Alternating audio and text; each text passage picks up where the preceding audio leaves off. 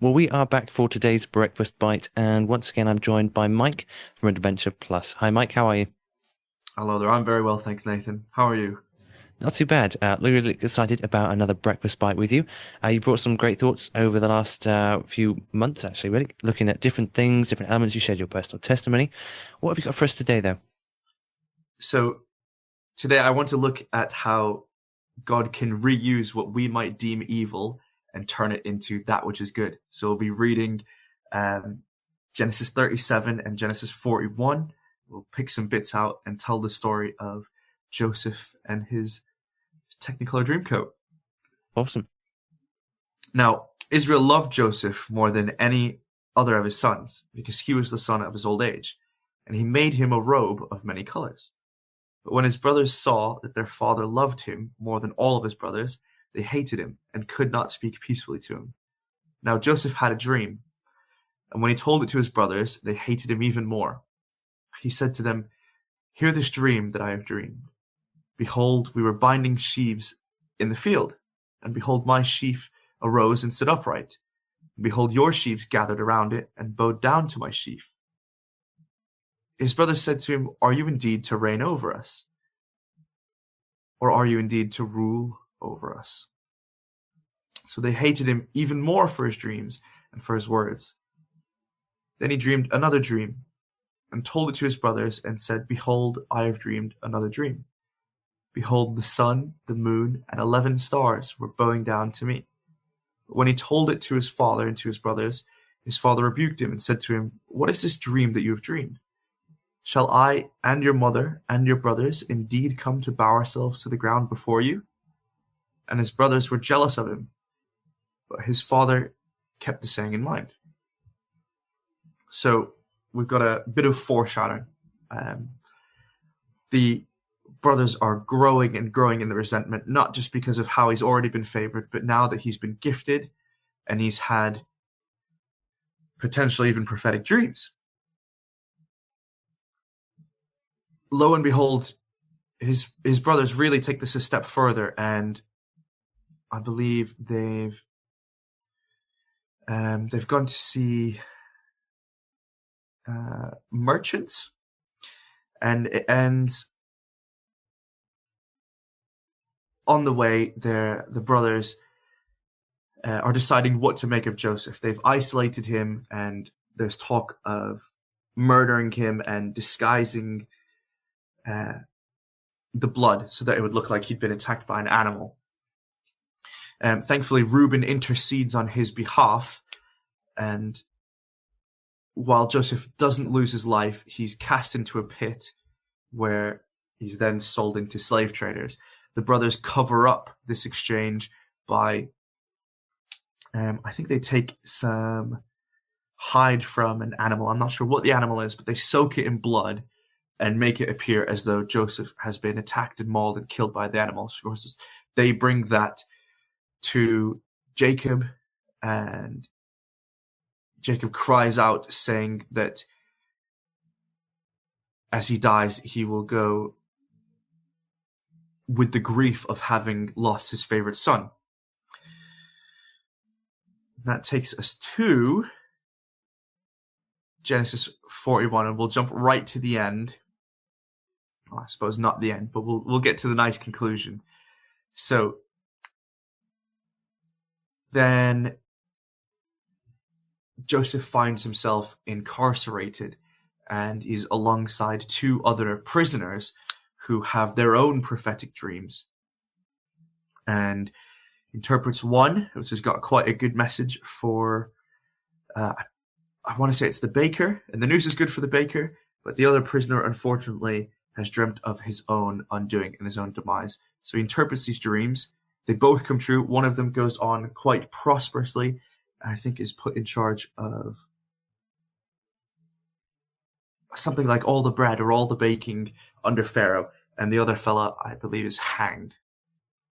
Now, Joseph develops quite a reputation for his ability to interpret dreams, all to the point where Pharaoh hears of Joseph's ability to interpret these dreams.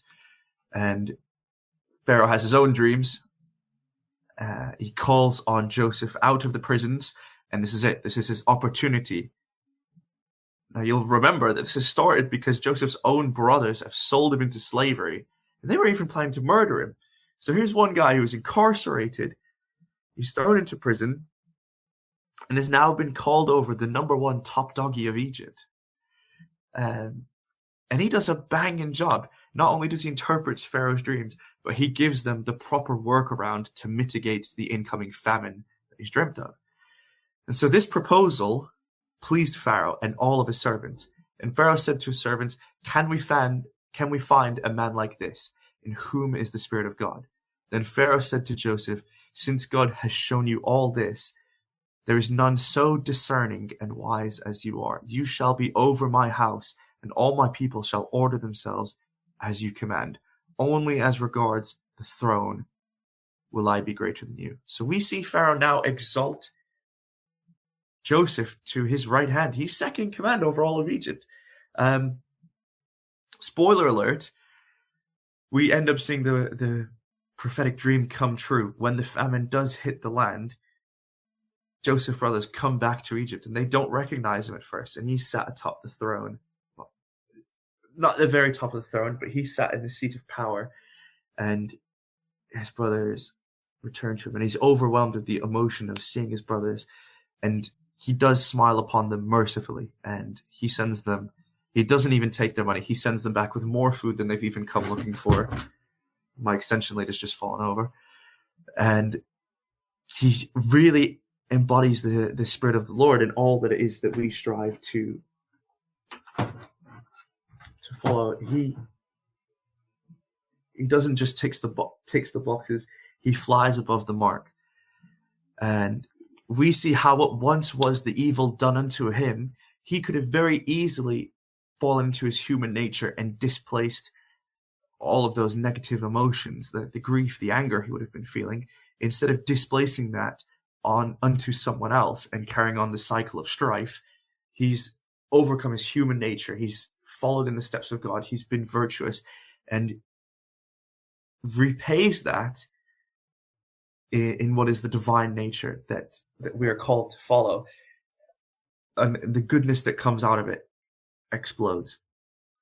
It grows exponentially. So that is a great lesson unto all of us, that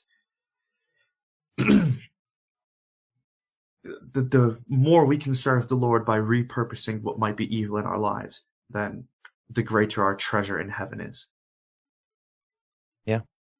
Well, yeah, it's a great story. I mean, Joseph and his coat of many colors, it's been portrayed so many times, and it's been, I mean, I've heard it talked about countless times, but it's a really great story. And you've opened up something there about the importance of, I guess, really trusting God, because he went through some pretty miserable circumstances. You know, thrown into prison. He was traded by his own brothers. I mean, that's got to hurt. That's got to hurt. And you can imagine the kind of bitterness and resentment that would arise from that.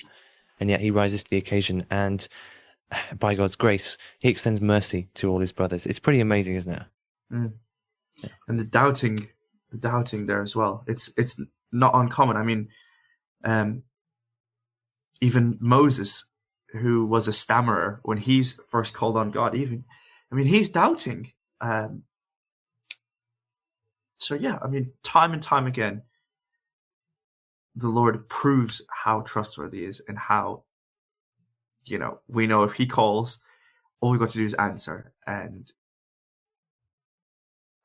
sure, it's easier said than done, but when we do finally cast that anxiety aside, he's got it. Mm. He's got it. Yeah, absolutely. Amen. Well, thanks, Mike. Another great thought for us, and definitely one to reflect on as we go about our day. Thank you for joining me for today's Breakfast Bite once again, and I hope you have a fantastic day. Thank you. Thank you for having me. Yeah, I hope you have a great day as well. Look forward to the next one.